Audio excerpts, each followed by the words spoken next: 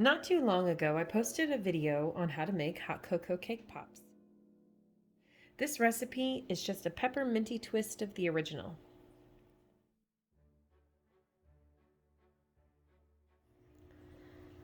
To not bore those who have already seen how I make cake pops, I'm going to add a link right here that gives you a step-by-step process on how I got to this point. In this video, I will be decorating the cake pops. I prefer using almond bark for my cake pops.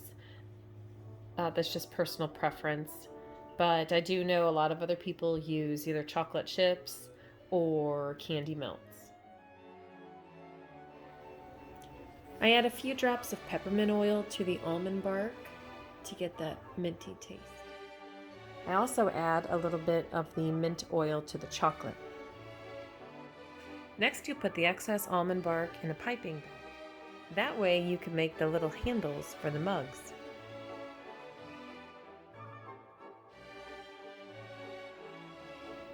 Remove the sticks from the cake balls and begin adding hot cocoa with chocolate.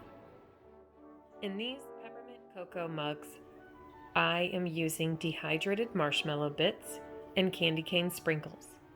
I will put links for both of these items in the description.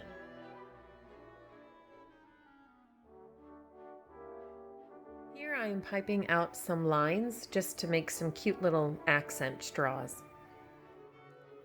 I am using white icing with a small star piping tip to recreate the whipped cream on top of the hot cocoa.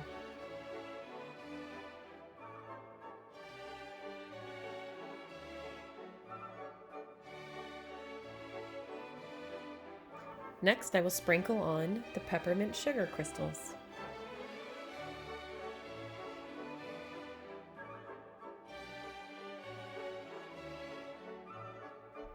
Now it's time to attach the handles.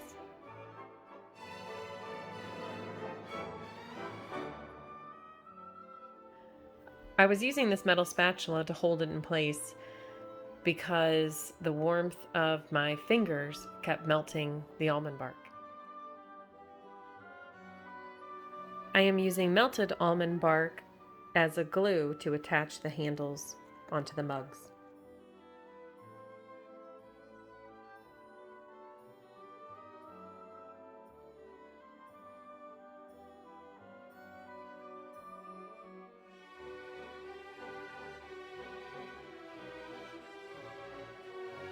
And this is my favorite part of the video, the finishing touches.